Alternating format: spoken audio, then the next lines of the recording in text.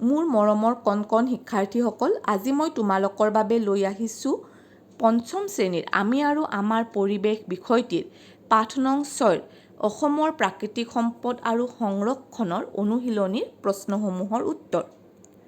এয়া হৈছে অনুশীলনীৰ প্ৰশ্নসমূহ। এতিয়া আমি ক্ৰমান্বয়ে ইয়াৰ উত্তৰসমূহ কৰি যাম। ১ নম্বৰত আছে উত্তৰ লিখা।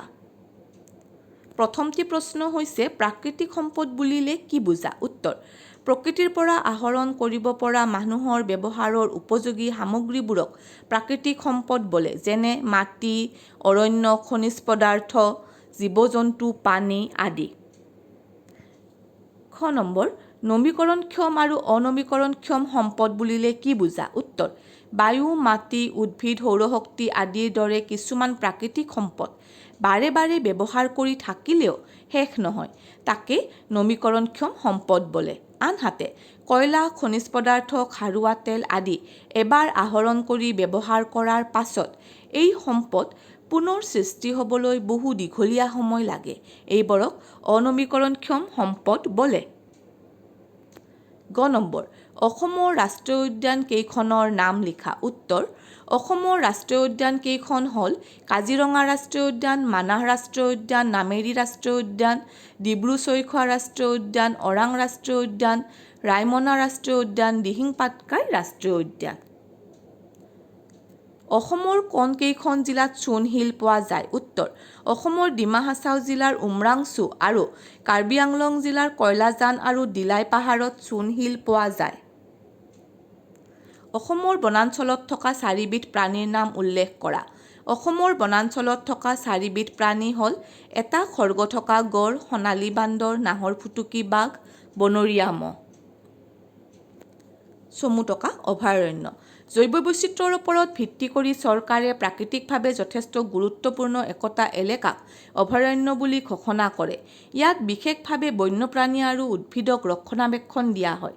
এই এলেকাত বিনা অনুমতিত কোনেও গছ কাটিব নোৱাৰে আৰু বন্যপ্ৰাণী বধ কৰিব নোৱাৰে।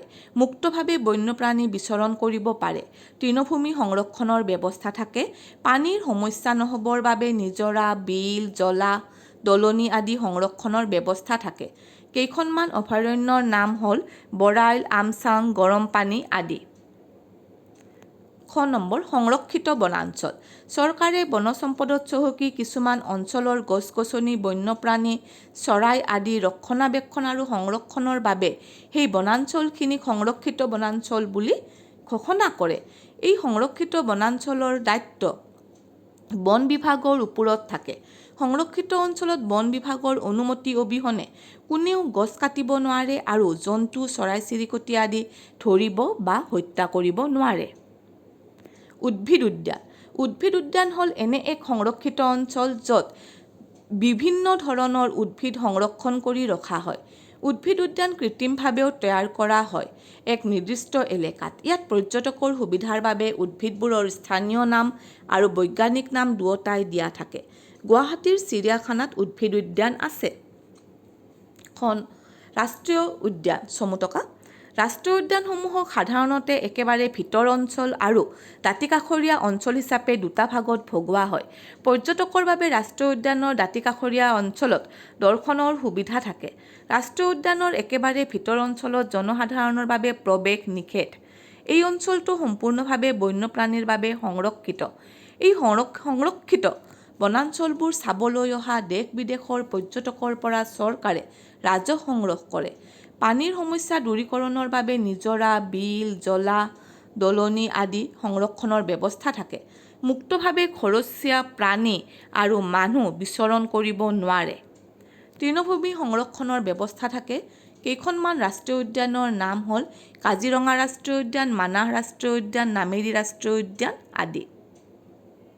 ৩ নম্বৰত আছে খালী ঠাই পূৰ কৰা। ৩ ক ২১ মাৰ্চ দিনটোক বিশ্ব বন দিৱস হিচাপে পালন কৰা হয়। খ নম্বৰ: প্ৰাকৃতিকভাৱে পোৱা সকলো সামগ্ৰী সম্পদ নহয়। গ মাকুমৰ কয়লা খনি অতি পুৰণি। ঘ বিলাতী মাটি প্ৰস্তুত কৰিবলৈ ঠ-৬ll ব্যৱহাৰ কৰা হয়। ঙ ব্ৰহ্মপুত্ৰ আৰু বৰাক অসমৰ দুখন প্ৰধান নৈ। ইয়াতে সেউজীয়া ৰঙেৰে দিয়া শব্দকেইটা খালী ঠাইত বহিব। ৪ নম্বৰ: জৈৱ সম্পদ সংৰক্ষণৰ প্ৰয়োজনীয়তাৰ বিষয়ে লিখা। বিভিন্ন প্ৰাকৃতিক দুৰ্যোগ, প্ৰদূষণ, জনসংখ্যা বৃদ্ধি আদিৰ ফলত জৈৱ সম্পদবোৰ আমি ধ্বংস হোৱা দেখিবলৈ পাই আহিছোঁ। বৰ্তমানৰ আধুনিকৰণ আৰু ঔদ্যোগিকৰণ জৈৱ সম্পদ ধ্বংসৰ প্ৰধান কাৰণ হৈ পৰিছে। ইয়াৰোপৰি মানুহে থাকিবৰ বাবে পৰ্বত, পাহাৰ, গছ-গছনি কাটি জলাশয় পুতি প্ৰাকৃতিক সম্পদবোৰ বিলুপ্তৰ পথলৈ লৈ গৈছে। চোৰাং চিকাৰী জৈৱ সম্পদৰ প্ৰধান শত্ৰু হৈ পৰিছে। এনেবোৰ কাৰণতে সুপৰিকল্পিতভাৱে বৈজ্ঞানিক ভিত্তিত জৈৱ সম্পদ সংৰক্ষণৰ প্ৰয়োজনীয়তা আহি পৰিছে। পৰিৱেশ সজাগতা আনিবলৈ তুমি 3টা ব্যৱস্থাৰ কথা উল্লেখ কৰা।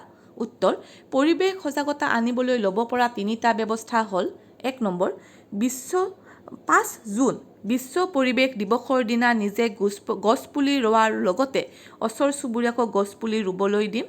2 নম্বৰ, 22 মাৰ্চ জল দিৱস পালন কৰাৰ লগতে নিজৰ ঘৰৰ মানুহৰ ওচৰ চুবুৰীয়াক পানী সংৰক্ষণ আৰু সঠিক ব্যৱহাৰ আদিৰ বিষয়ে অৱগত কৰা। 3 নম্বৰ, অক্টোবৰ মাহৰ প্ৰথম সপ্তাহটো বিশ্ব বন্যপ্ৰাণী সপ্তাহ পালন কৰাৰ লগতে বন্যপ্ৰাণী সংৰক্ষণৰ ওপৰত সজাগতা আনিবলৈ চেষ্টা কৰিম। 6 নম্বৰত আছে শুদ্ধ উত্তৰটো বিচাৰি উলিওৱা। ক নম্বৰ, তলৰ কোনখন ৰাষ্ট্ৰীয় উদ্যান হয়? ৰায়মনা, গৰমপানী, পবিতৰা, চক্ৰশিলা। 1 নম্বৰ, ৰায়মনা ৰাষ্ট্ৰীয় উদ্যান। খ নম্বৰত দিছে তলৰ কোনবিধ অসমৰ ৰাজ্যিক পক্ষী? মইনা, ময়ূৰ, ধনেশ, দেওহা। ইয়াৰে উত্তৰটি হ'ব দেওহা। মই ইয়াতে চিন দি দিছোঁ ইয়াতে শুদ্ধ উত্তৰটোত। তেতিয়াহ'লে আজিলৈ আহিছোঁ, পুনৰ লগ পাম অন্য এটি পাঠ লৈ পেলাই। ধন্যবাদ।